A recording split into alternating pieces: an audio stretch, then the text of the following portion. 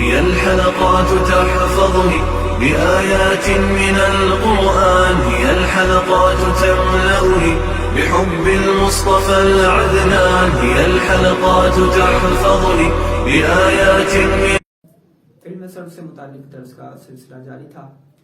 آج بھی مزید کچھ ہم سیکھنے کی کوشش کریں گے۔ آج کے درس میں ہم اسم ہی کی ایک اور قسم کے بارے میں، ایک اور تقسیم کے بارے میں جانیں گے، اور یہ تقسیم اس اعتبار سے ہے کہ یہ مشتق ہے یا نہیں، یعنی کلمہ جو ہے، جو اسم ہے، وہ کسی دوسرے کلمے سے بنایا گیا ہے، کسی دوسرے کلمے سے مشتق کیا گیا ہے یا نہیں۔ آج کی تقسیم میں ہم اس چیز کو جانیں گے، اور اس اعتبار سے جو ہے ہمارے پاس تین قسمیں ہیں اسم کی: مصدر، مشتق، جامد۔ یہاں ایک وضاحت کر دوں کہ ایک ہی چیز کو مختلف جہتوں سے ہم دیکھتے ہیں۔ جیسے مثال کے طور پہ میں آپ کی بات کروں، آپ اگر احمد ہیں تو آپ کسی کے یقیناً بیٹے ہوں گے۔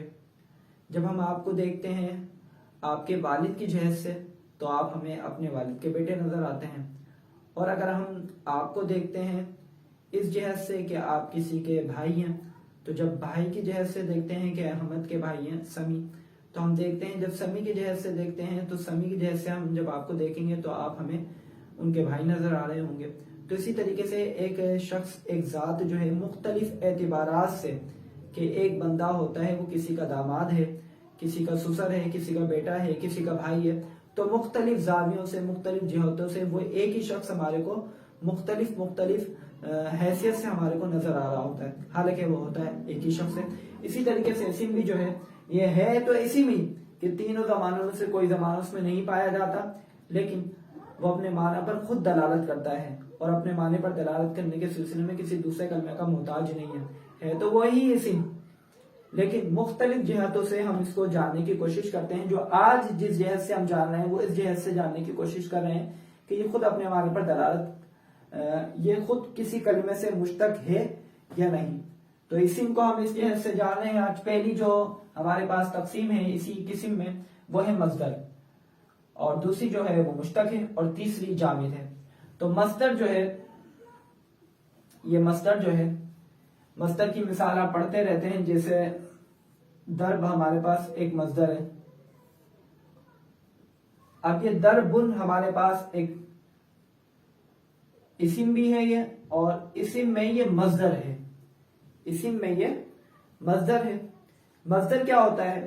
مصدر وہ کلمہ، وہ اسم ہوتا ہے کہ جو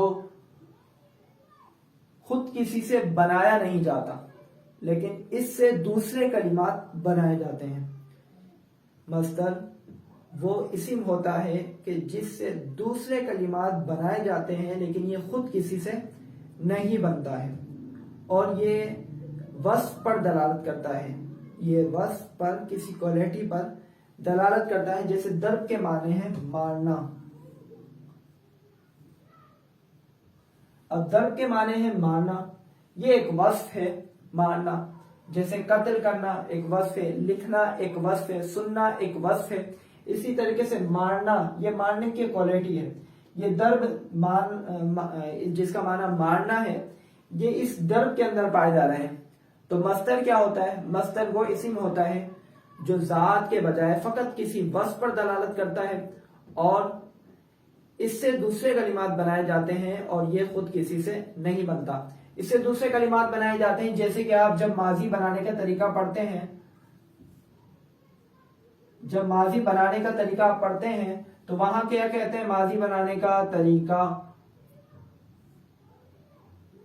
تو ماضی بنانے میں آپ کیا استعمال کرتے ہیں؟ ماضی بنانے میں آپ مصدر استعمال کرتے ہیں۔ جیسے ضرب ہے تو آپ نے ضرب لیا، وہاں پہ طریقے میں پھر مزید چیزیں پڑھ لیتے ہیں، بھائی فا کلمے کو فتح دیں، عین کلمے پر باب کے اعتبار سے حرکت دیں، اور لام کلمے کو مبنی برفت کر دیں، فعل ماضی بنانے کے طریقے میں۔ تو مصدر تھا ہمارے پاس، مصدر کو اٹھایا اور ہم نے مصدر سے اٹھا کے ایک ماضی کی گردان، ایک پاسٹ کی گردان بنا لی۔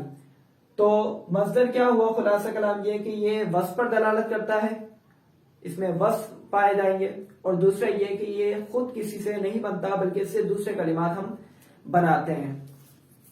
ہمارے پاس دوسری ایک چیز ہے، وہ ہے مشتق، دوسری قسم اس کی۔ مشتق کیا ہے؟ جیسے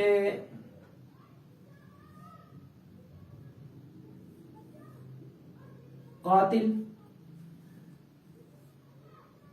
ضارب، تو یہ مشتق ایک اسم ہے، اس کو ہم مشتق کہتے ہیں۔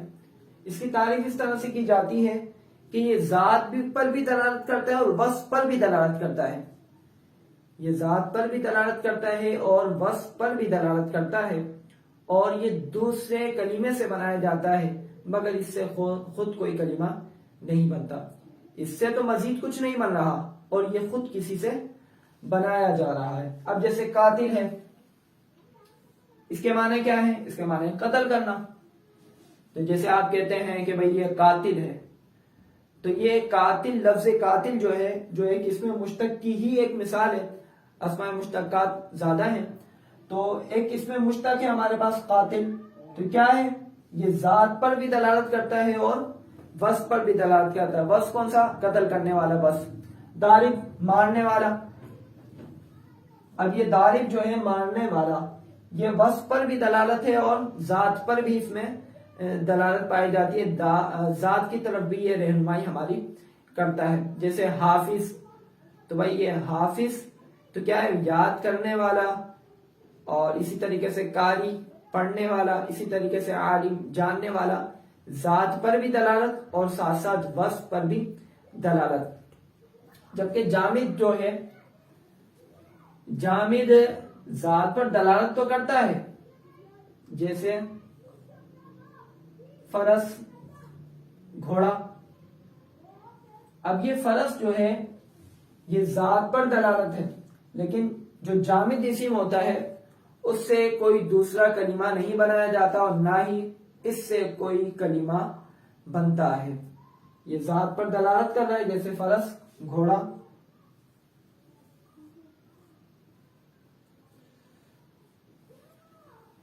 اس کا معنی ہے گھوڑا، تو یہ ذات پر دلالت تو کر رہا ہے، وصف پر دلالت نہیں کر رہا ہے، ذات پر دلالت کر رہا ہے۔ اور یہ فرس جو ہے اس سے کوئی دوسرا کلمہ نہیں بنایا جاتا۔ تو یہ ایک اسم کی تقسیم ہے کہ اسم کو اس جہت سے دیکھا جا رہا ہے کہ آیا کہ یہ اسم جو ہے ہمارے سامنے مختلف اسم ہے، مختلف اسماء ہمارے سامنے موجود ہیں، تو ہم اس میں سے نکال کے جدا جدا کر رہے ہیں۔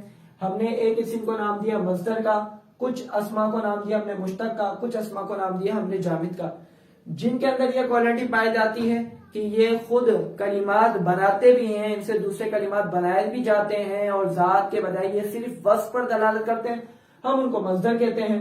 اور جو ذات پر بھی دلالت کرتے ہیں اور وصف پر بھی دلالت کرتے ہیں، اور وہ دوسرے کسی کلمے سے بنائے جا رہے ہوتے ہیں، تو پھر ہم اس کو مشتق کہتے ہیں۔ اور جامد ہم اس کو کہتے ہیں کہ جو ذات پر دلالت کرتا ہے اور خود کسی سے نہ بنتا ہے اور نہ اس سے کوئی دوسرا کلمہ بنایا جاتا ہے۔ یہ اسم کی ایک تقسیم تھی۔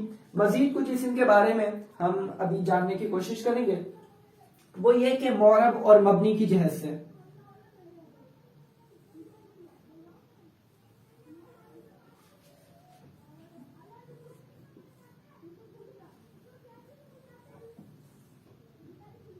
معرب، مبنی، اسم کی یہ ایک تقسیم اور کی جاتی ہے، اس کو ہم یہیں پر مختصر طور پہ جان لیتے ہیں۔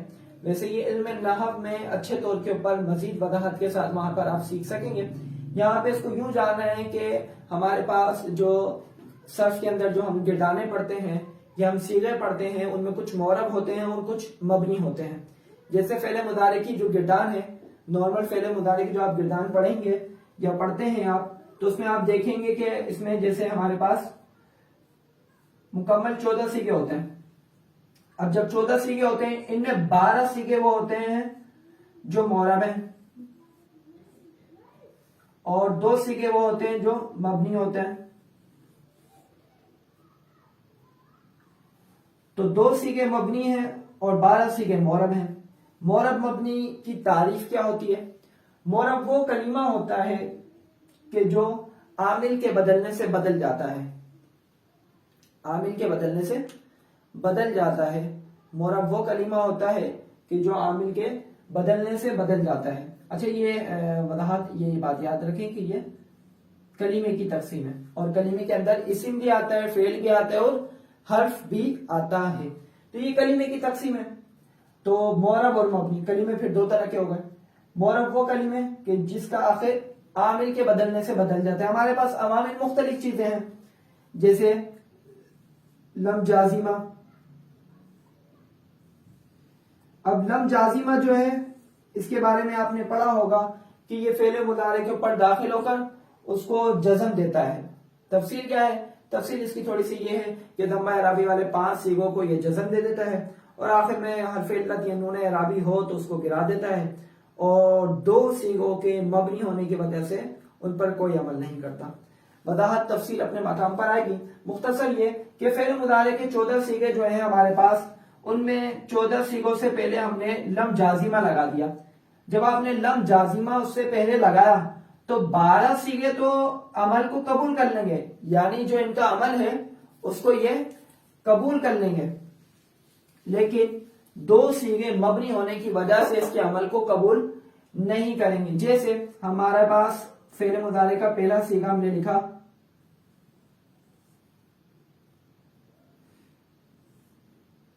لم یضرب. تو لم یضرب میں کیا ہوا؟ لم یضرب میں یہ ہوا کہ جو ہمارے پاس ضمہ اعرابی والا یہ صیغہ تھا, پہلا صیغہ, اس نے لم نے اس کو ساکن کر دیا. یضربو پہ آپ پڑھتے تھے آخری پر پیش, لیکن جب لم جازمہ داخل ہوا تو اس نے اس ضمہ اعرابی والے صیغے کو ساکن کر دیا. اسی طریقے سے آپ جب تسنیہ کا صیغہ پڑھتے ہیں تو آپ لم سے پہلے اس کو پڑھتے تھے یضربانی,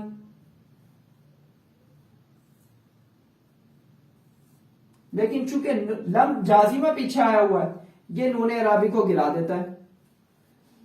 تو دوبارہ ایک مرتبہ معرب کی تعریف کو ہم سمجھ لیتے ہیں کہ معرب وہ کلمہ ہوتا ہے کہ جس کا آخر عامل کے بدلنے سے بدل جاتا ہے, کہ عامل اس کے پیچھے جب اس کے ساتھ آتا ہے تو عامل اس کے اوپر اثر انداز ہوتا ہے اور اس کے اندر اس کے آخر میں اس کے اعراب پر تبدیلی واقع کر دیتا ہے, جیسے یہاں پر تبدیلی واقع ہو رہی ہے. جبکہ مبنی جو ہوتا ہے وہ عامل کے عمل کو قبول نہیں کرتا ہے. اسی کی مثال, مبنی کی مثال جیسے لم جازمہ سے ہی ہم مثال بنا لیتے ہیں.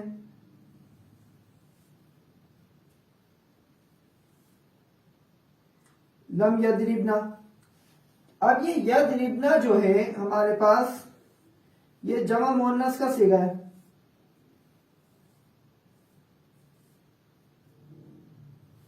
اب یہ جمع مؤنث کا صیغہ جو ہے ہمارے پاس, جمع مؤنث غائب کا صیغہ, یہ مبنی ہے, اس کے آخر میں نون نسوہ ہے.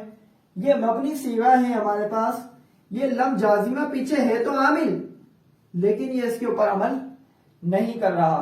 خلاصہ یہ کہ معرب وہ کلمہ ہوتا ہے کہ جو عامل کے عمل کو قبول کر لیتا ہے, یعنی اس کو اگر رفع دینے والا کوئی پیچھے عامل آ جائے گا تو وہ اس سے رفع لے لے گا, جزم دینے والا کوئی عامل آئے گا تو اس سے جزم کو لے لے گا, کوئی کسرہ دینے والا عامل آئے گا تو اس سے کسرہ کو لے لے گا.